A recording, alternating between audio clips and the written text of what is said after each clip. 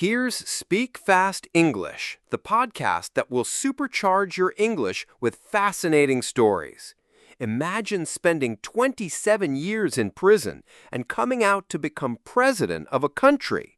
Today, you're going to discover the most inspiring story of forgiveness, courage, and transformation the world has ever seen.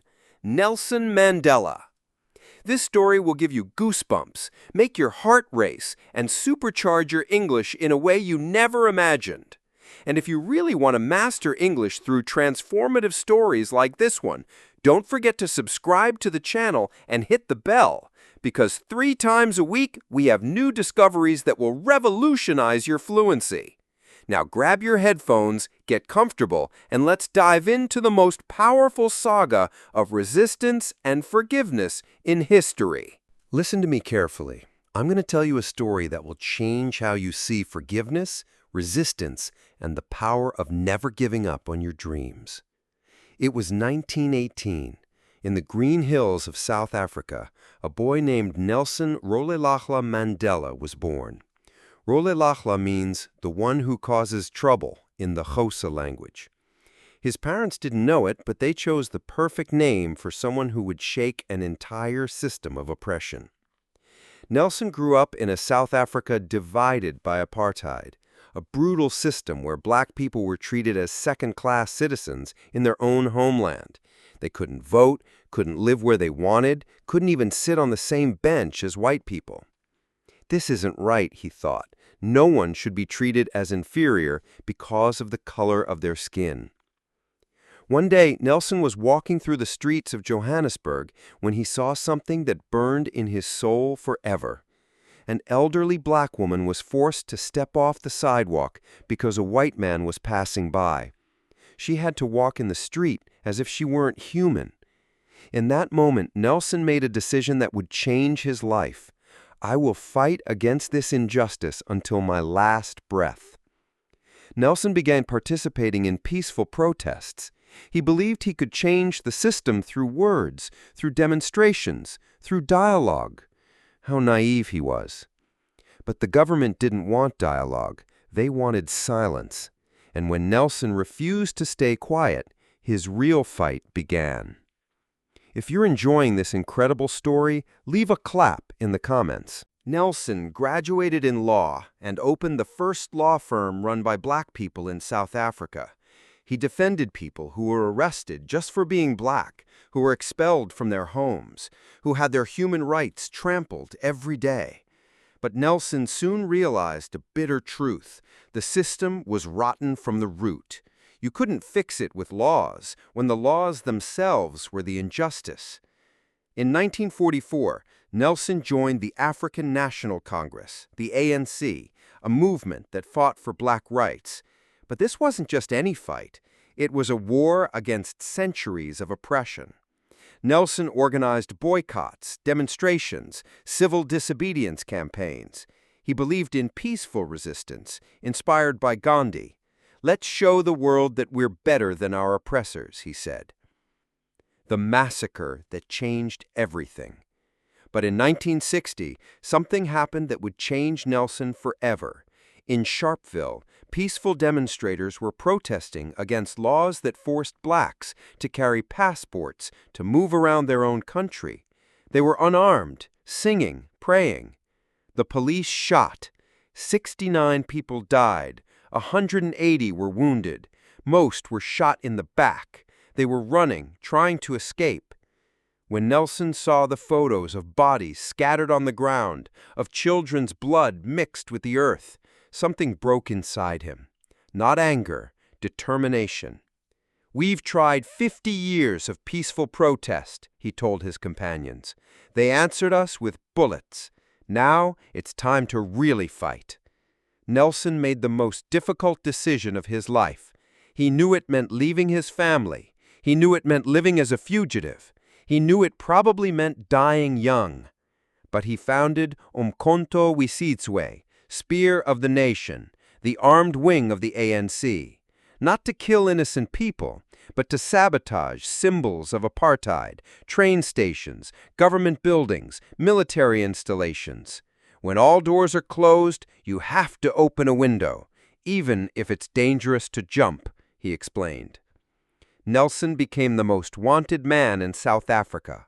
For 17 months, he lived underground, disguised, always running, always one step ahead of the police. But on August 5, 1962, his luck ran out. Nelson was arrested. He was 44 years old. He didn't know he wouldn't see freedom again for almost 3 decades. Nelson Mandela's trial was one of the most important in history. The whole world was watching. Nelson knew his words would be heard by millions. In court, when asked if he pleaded guilty to sabotage and conspiracy against the state, Nelson stood up and gave a speech that echoed around the world.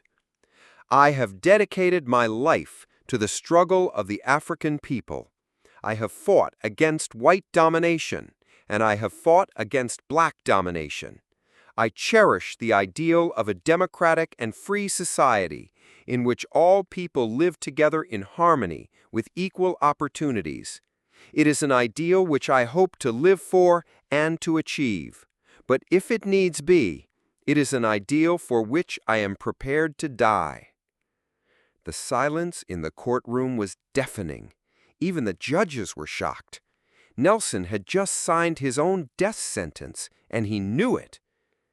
Nelson was sentenced to life in prison and sent to Robben Island, a prison that was considered the end of the line.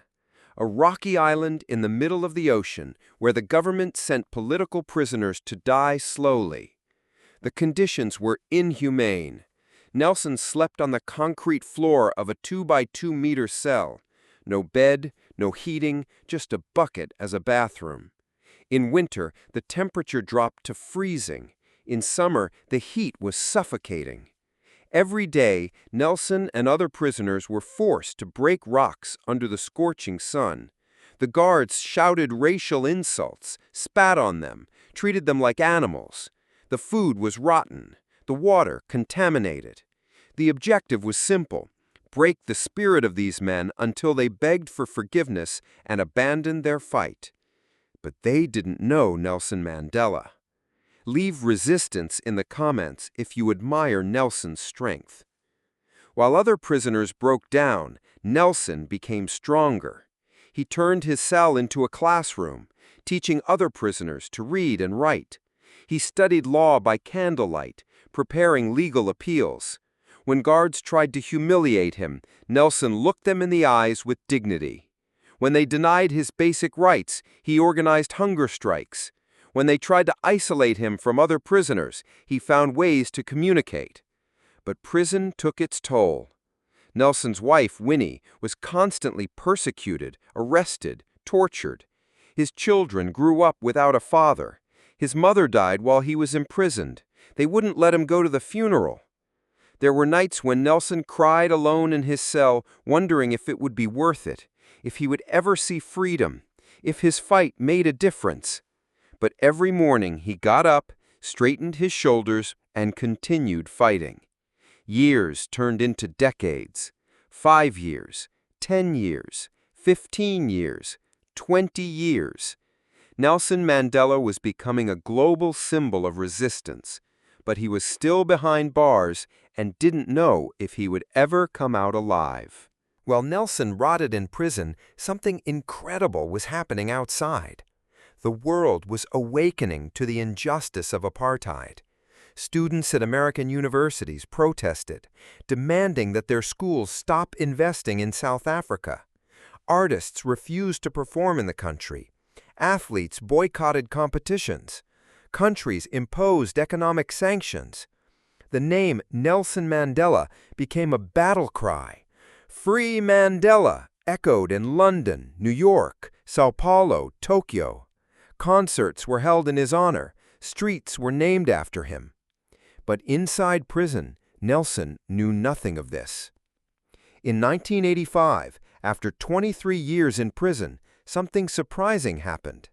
The South African government, pressured by the entire world and a collapsing economy, began secret negotiations with Nelson. They offered him freedom if he denounced violence and withdrew from politics. Nelson's response was crystal clear. I cannot and will not give any commitment at a time when you, the people, are not free. Only free men can negotiate. A prisoner cannot enter into contracts. Nelson realized something fundamental. He had more power in prison than his captors imagined. He was a symbol, and symbols are more powerful than weapons. Then he did something that shocked everyone. He began studying Afrikaans, the language of his oppressors. He read about their history, their culture. When the guards asked why, he said, "To defeat my enemy, I need to understand him." Nelson was preparing not for war, but for something much more difficult: reconciliation. In 1989, F.W. de Klerk became president of South Africa. He knew apartheid was doomed. The entire world was against them. The economy was destroyed. Civil war was approaching. De Klerk made the most courageous decision of his life: free Nelson Mandela and negotiate the end of apartheid. On February 2, 1990, he announced to the world, Nelson Mandela will be released. After 27 years, 6 months and 6 days in prison, Nelson Mandela was about to walk to freedom. Millions of people around the world stopped to watch on television. Cameras from around the world were pointed at Victor Verster prison. Nelson was nervous, not because he was afraid, but because he knew the world was watching. He knew his first words as a free man would echo through history. At 4:15 p.m., the prison doors opened. Nelson came out holding his wife Winnie's hand. His hair was gray, his face marked by the years, but his eyes shone with the same determination from 27 years ago. Crowds shouted his name. Journalists ran to get close. The entire world held its breath. But the first thing Nelson did was raise his right fist, the symbol of resistance. Even after 27 years in prison, he wasn't broken. He was stronger than ever. That night, Nelson gave his first speech as a free man to thousands of people in Cape Town. Friends, comrades, and South Africans, I greet you all in the name of peace, democracy, and freedom for all. I do not come to you as a prophet, but as a humble servant of the people. But then Nelson said something that shocked even his own supporters. We must use this moment to heal the divisions of the past and build a new South Africa. There is no time for bitterness or revenge. The time of reconciliation has come. Reconciliation? People in the crowd were confused. He had spent 27 years in prison because of apartheid, and he was talking about forgiveness? Can you imagine forgiving people who stole 27 years of your life? Leave your answer in the comments. In the following 4 years, Nelson led the most difficult negotiations in modern history. Extremists on both sides wanted war. Some blacks wanted revenge. Some whites wanted to maintain power. Nelson navigated between these extremes like a maestro. When black radicals wanted violence, he calmed them. When white conservatives resisted change, he convinced them. There were moments when it seemed everything would collapse. Political assassinations, massacres, racial violence exploding throughout the country. But Nelson never lost faith. We didn't fight for 27 years to replace one oppression with another, he said. We fought to create a nation where everyone can live in peace. April 27, 1994, the miracle. After centuries of oppression came the day many thought they would never see, South Africa's first democratic elections. For the first time in history, black people could vote. Lines of kilometers formed at polling stations. People who had never held a ballot cried with emotion. Nelson, at 75 years old, voted for the first time in his life. Nelson's ANC won with 62% of the votes. After 27 years in prison, after a lifetime of fighting, Nelson Mandela became South Africa's first black president. On Inauguration Day, Nelson climbed the steps of the Union buildings, the same building where apartheid laws were created. Now, a former political prisoner would govern from there. During the inauguration ceremony, something extraordinary happened. South African Air Force planes, the same Air Force that had oppressed black people for decades, flew over the crowd in honor of the new president. And who was piloting? Black pilots who were previously forbidden to fly. Nelson looked up at the sky, tears streaming down his face, and murmured, "Never, never, and never again shall this beautiful land experience the oppression of one by another." As president, Nelson did something no leader in history had done. He chose to forgive instead of revenge. He kept white policemen in their positions. He learned rugby, the white man's sport, and used the 1995 World Cup to unite the country. When South Africa won, Nelson presented the trophy to white captain Francois Pienaar, wearing the team jersey. That moment broke decades of racial hatred. But Nelson's most courageous decision was to serve only one term as president. At 80 years old, when he could have stayed in power forever, he chose to retire. "I don't want to be like other African leaders who cling to power," he said. "I came to serve, not to be served."